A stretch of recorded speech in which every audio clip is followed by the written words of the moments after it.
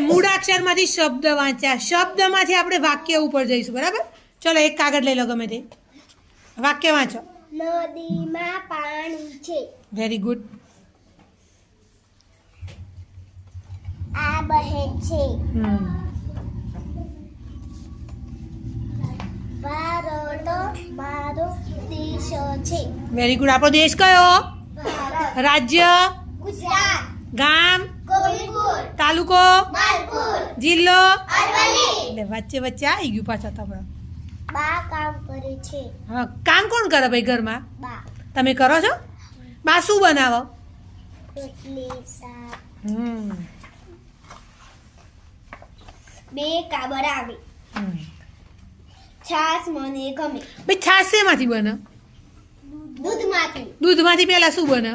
દહીં. અને દહીંમાંથી? ઘી. દહીંમાંથી? દૂધ.